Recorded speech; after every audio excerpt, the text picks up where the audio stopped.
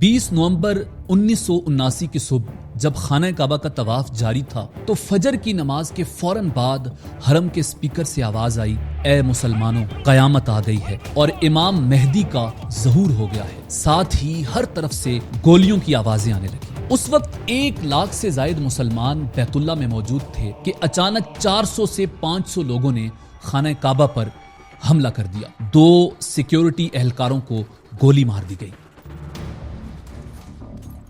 اس کے بعد جس کی بھی اونچی آواز آتی اسے مار دیا جاتا۔ احرام باندھے ہوئے مسلمان ڈر گئے اور بیت اللہ میں ہر طرف افراتفری پھیل گئی۔ ان 400 سے 500 مسلح لوگوں نے خانہ کعبہ کا طواف روک دیا اور سب لوگوں کو زمین پر بٹھا دیا۔ یہ تقریباً 40 سال پہلے کی بات ہے۔ تاریخ میں ایک بار پھر خانہ کعبہ کا طواف روک دیا گیا تھا۔ آخر کون تھے وہ لوگ اور اس دن کیا ہوا تھا؟ کیوں خانہ کعبہ پر حملہ کیا گیا اور کتنے دن وہ محاصرہ جاری رہا؟ کس نے خانہ کعبہ کو ان باغیوں سے آزاد کروایا؟ اس آپریشن میں پرویز مشرف نے کیا کردار ادا کیا؟ یہی ہماری آج کی ویڈیو کا موضوع ہوگا اور آج ہم آپ کو اس دن ہونے والے حملے اور بازیابی کی مکمل داستان سنائیں گے۔ میں ہوں عادل جہانگیر، ویلکم ٹو info@عادل۔ ہوا یوں کہ 55 سالہ کعبہ کے امام شیخ السبیل کعبہ کے بالکل سامنے کھڑے تھے اور ان کے پیچھے صفوں میں نمازی موجود تھے۔ امام نے معمول کے مطابق نماز پڑھائی۔ اس کے بعد انہوں نے مصلی پر اپنا رخ تبدیل کر کے مائک میں دعا شروع کی۔ اسی دوران انہوں نے دیکھا کہ پچھلی صفوں سے کچھ لوگ کندھوں پر ایک تابوت اٹھائے ہوئے آگے آ رہے ہیں۔ یہ کوئی غیر معمولی بات نہیں تھی۔ حج ابھی 20 دن پہلے ختم ہوا تھا اور ابھی لاکھوں حاجی مکہ میں موجود تھے۔ ان میں سے جو بھی فوت ہو جاتا اس کے لواحقین کی کوشش ہوتی کہ نماز جنازہ مسجد الحرام میں امام کعبہ کی امامت میں ادا ہو۔ شیخ السبیل نے دعا جاری رکھی، لیکن سروں پر سرخ دھاری دار صافے باندھے یہ لوگ انہی کی طرف بڑھتے گئے، حتیٰ کہ بالکل قریب پہنچ گئے۔ ان کے آگے آگے میلے کچیلے کپڑوں میں ملبوس الجھی ہوئی داڑھی والا ایک آدمی تھا۔ اس نے امام کعبہ کو ایک طرف دھکیل کر ان سے مائک چھین لیا اور مائک اپنے منہ کے قریب لا کر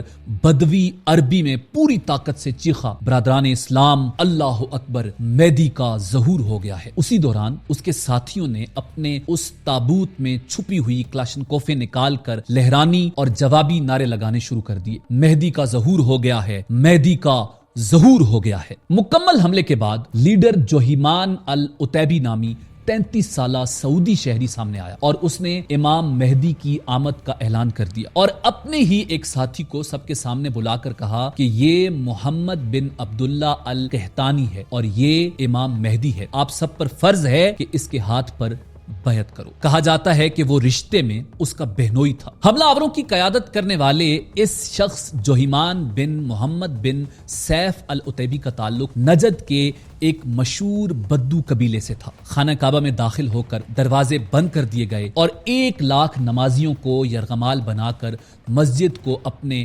کنٹرول میں لے لیا گیا۔ طواف کعبہ روک دیا گیا۔ اس نے اپنے بہنوئی محمد بن عبداللہ القحطانی کو امام مہدی قرار دے دیا۔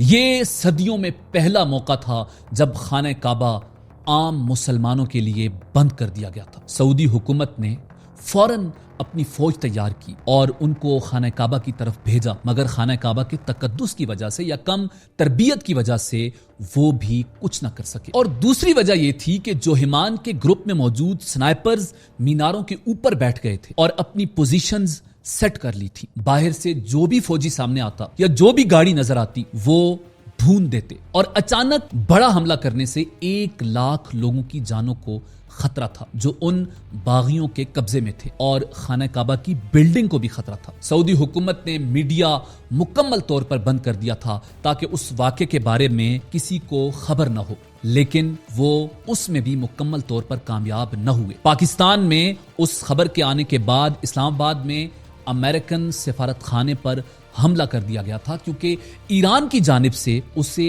امریکی اور صہیونی سازش قرار دیا گیا تھا۔ پوری دنیا میں یہ خبر پھیل گئی اور وہاں موجود پوری دنیا سے آئے ہوئے عمرہ زائرین میں سے بہت سارے مارے جا چکے تھے۔ خانہ کعبہ پر باغیوں نے مکمل کنٹرول حاصل کر لیا تھا اور جو بات کرتا اس کو گولی مار دی جاتی۔ آپ سوچ رہے ہوں گے کہ اچانک ایسا کیسے ممکن ہوا؟ دراصل باغیوں کا لیڈر جوہیمان العتیبی اس سے پہلے سعودی قومی گارڈ کا اور سعودی فوج کا بھی حصہ رہا تھا. وہ سارے راستے جانتا تھا. اسے ایک ایک خفیہ جگہ کا پتہ تھا. اس کا باپ بھی آل سعود کے ساتھ اٹھتا بیٹھتا تھا. جوہیمان ایک وقت میں سعودی مفتی اعظم کا شاگرد بھی رہا تھا اور وہ کئی سالوں سے سعودی حکومت کے خلاف کام کر رہا تھا اور کئی بار جیل بھی جا چکا تھا. یہ سارا پلان کئی سالوں سے چل رہا تھا. خانہ کعبہ کے اندر اسلحہ مرنے والوں کے کوفنز میں ڈال کر سپلائی کیا جا رہا تھا اور یہ کام اتنے خفیہ طریقے سے کیا جا رہا تھا کہ کسی کو خبر نہیں تھی. اور یوں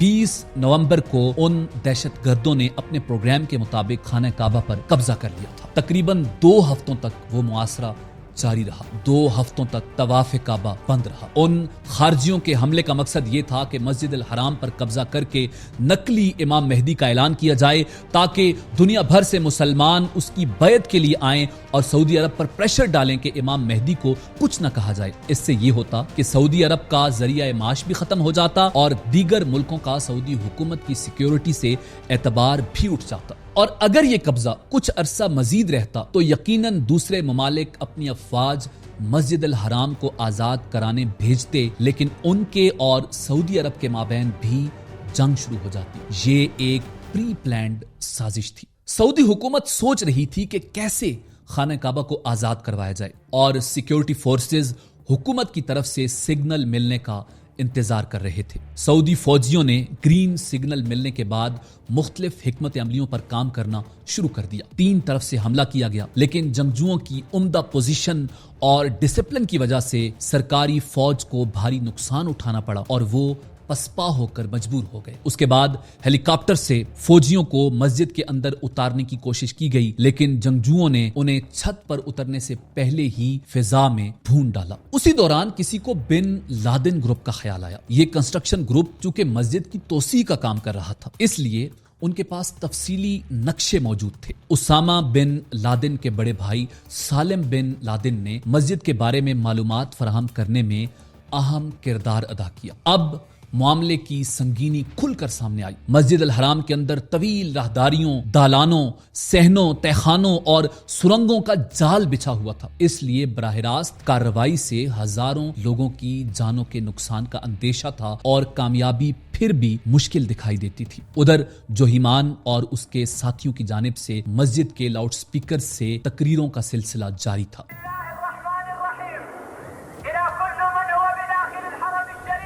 اب انہوں نے اپنے مطالبات پیش کرنا شروع کر دیے تھے، جن کا لب لباب یہ تھا کہ مغربی ملکوں سے رابطے توڑ دیے جائیں، حکومت کا تختہ الٹ دیا جائے، امریکہ کو تیل کی فراہمی روک دی جائے اور تمام غیر ملکیوں کو سعودی عرب سے نکال دیا جائے. چوتھے روز سیکیورٹی فورسز کے اہلکار مسجد کی کچھ دیواروں میں سوراخ کر کے اندر گھس گئے اور بعض حصوں پر کنٹرول حاصل کر لیا گیا، لیکن حاجیوں کی بڑی تعداد اب بھی جنگجوؤں کے قبضے میں تھی. سعودی فوجیوں نے بھی کچھ باغیوں کو فائر مار کر ہلاک کر دیا تھا، مگر مکمل قبضہ ابھی تک ان کے پاس تھا. مختلف دروازوں سے سعودی فوجی داخل ہونے کی کوشش کر رہے تھے. باغی عورتیں اپنے مردہ ساتھیوں کے چہرے مسخ کر دیتی تھیں تاکہ ان کی شناخت نہ ہو سکے. اسی دوران اچانک مبینہ امام مہدی قحطانی کے سر میں ایک فائر لگا اور وہ مارا گیا اور اس کی لاش اس حالت میں سیکیورٹی حکام کے قبضے میں آ گئی کہ چہرہ سلامت رہ گیا. اس سے بعض جنگجو سکتے میں آ گئے کہ اگر امام مہدی ہی مارا گیا ہے تو دنیا پر غلبہ کون پائے گا اور بقیہ بشارتیں کیسے پوری ہوں گی. البتہ جوہیمان نے سر توڑ کوشش کی کہ قحطانی کی موت کی خبر کو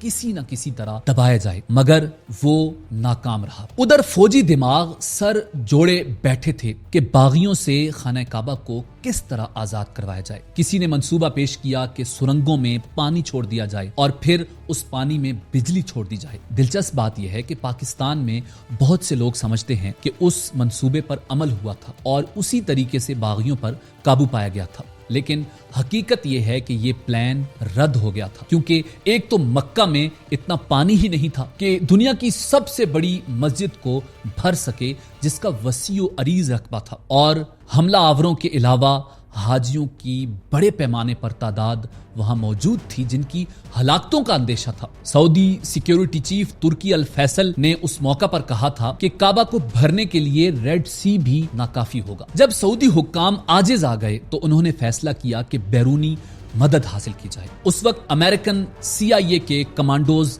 سعودی سپاہیوں کو تربیت دے رہے تھے، لیکن صورتحال کی نزاکت کے پیش نظر فیصلہ کیا گیا کہ اس موقع پر امریکہ کے ملوث ہونے کے سیاسی اثرات پڑیں گے، اس لیے نگاہ انتخاب نسبتاً نیوٹرل اور ملک کے فرانس پر پڑی۔ اس وقت فرانسیسی سیکرٹ سروسز کے سربراہ کاؤنٹ کلاؤڈ الیگزینڈر تھے۔ فرانسیسی حکومت کے ذریعے ان سے رابطہ کیا گیا تو انہوں نے تجویز پیش کی کہ کعبہ کے اندر گیس چھوڑ دی جائے جس سے باغی اور یرغمالی دونوں بے ہوش ہو جائیں گے اور یوں حملہ آوروں پر آسانی سے قابو پایا جا سکتا ہے۔ اس مقصد کی خاطر فرانسیسی خفیہ ادارے GIGN کے 3 کمانڈوز کو ہنگامی بنیادوں پر سعودی عرب روانہ کیا گیا، لیکن یہاں ایک مسئلہ درپیش تھا کہ سعودی قانون کی روح سے حرم کی حدود میں کوئی غیر مسلم داخل نہیں ہو سکتا۔ یہ بھی کہا جاتا ہے کہ پہلے ان تینوں کو عارضی طور پر کلمہ پڑھایا گیا اور پھر مکہ پہنچا دیا گیا۔ انہوں نے اپنا کام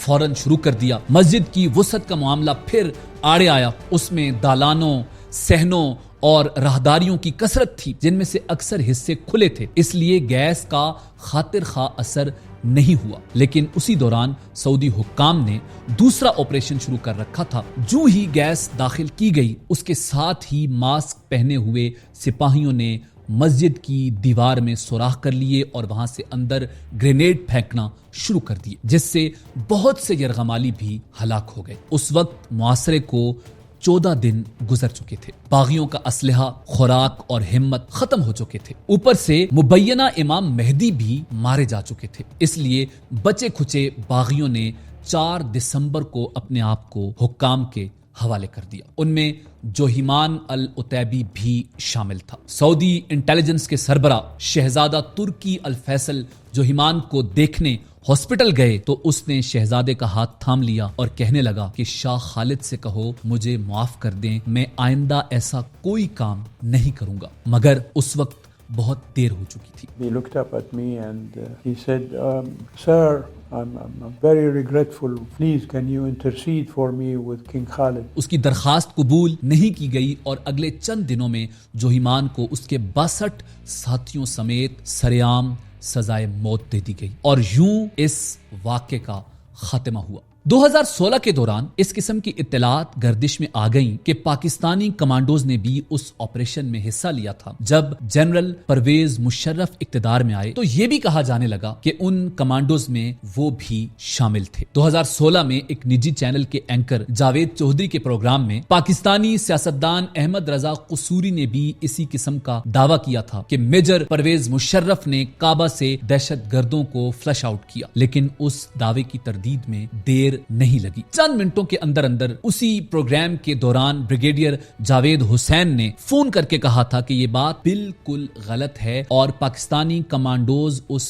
کارروائی میں شامل نہیں تھے۔ رپورٹ کے مطابق اگر پرویز مشرف نے اس کارروائی میں حصہ لیا ہوتا تو وہ اس کا ذکر اپنی کتاب ان دی لائن آف فائر میں ضرور کرتے۔ اس کتاب میں انہوں نے 1979 کے متفرق واقعات تو لکھے ہیں لیکن مکہ میں ہونے والے کسی آپریشن کا ذکر نہیں کیا، بلکہ کتاب کے صفحہ نمبر 65 پر لکھتے ہیں کہ 1978 میں وہ لیفٹیننٹ کرنل بن گئے تھے اور 1979 میں بطور میجر مشرف والی تھیوری تو یہی غلط ثابت ہو گئی۔ اسی صفحے پر آگے چل کر وہ لکھتے ہیں کہ 1979 میں ان کی posting command and staff college میں بطور انسٹرکٹر ہو گئی تھی۔ ظاہر ہے کہ ایسی صورتحال میں ان کی بطور میجر کمانڈو مکہ میں تعیناتی خارج از بحث ہو جاتی ہے۔ وہ 1979 کے واقعات کا ذکر کرتے ہوئے یہ تک بتاتے ہیں کہ انہوں نے سٹاف کالج میں بغیر پرچی کے تقریر کرنے کا ہنر سیکھ لیا تھا۔ کیسے انہوں نے 15 مختلف ملکوں سے آئے ہوئے لوگوں کے ساتھ بڑا یادگار وقت گزارا، مگر اگر مشرف نے کوئی ذکر نہیں کیا تو اس آپریشن کا۔ پرویز مشرف اپنے سید ہونے پر ناز کرتے تھے اور بصد فخر کہتے تھے کہ میرے لیے خانہ کعبہ کا دروازہ کھولا گیا تھا، لیکن یہ ان سے کبھی نہیں سنا کہ خانہ کعبہ کو آزاد کروانے میں کردار ادا کیا۔ یہ بھی کہا جاتا ہے کہ پاکستان کی طرف سے اس آپریشن میں حصہ تو لیا گیا تھا، مگر اس آپریشن کو میجر سید وقار کمانڈ کر رہے تھے۔ اس 2 ہفتے مسلسل جاری رہنے والے محاصرے کے بعد بالآخر مسجد الحرام کو باغیوں سے چھڑا لیا گیا، کئی باغیوں کو ہلاک کر دیا گیا اور جوہیمان العتیبی اور اس کے ساتھیوں کو 6 جرموں کے ارتکاب پر سعودی قاضیوں نے سزائے موت دی، اور وہ جرائم یہ تھے: مسجد الحرام کا تقدس پامال کرنا، ناحق مسلمانوں کا قتل، حاکم وقت کی نافرمانی، مسجد الحرام میں نماز کی ادائیگی کو روکنا، امام مہدی کا جھوٹا دعویٰ، معصوم مسلمانوں کو اپنے مقاصد کے اصول کے لیے استعمال کرنا۔ ناظرین، اسی امید کے ساتھ اجازت دیجیے کہ آپ کو ہماری ویڈیو پسند آئی ہوگی۔ ملتے ہیں بہت جلد ایک نئی تاریخی، تحقیقی اور معلوماتی ویڈیو کے ساتھ۔ دیکھتے رہیے info@adil۔ اللہ رب العزت آپ کا حامی و ناصر ہو۔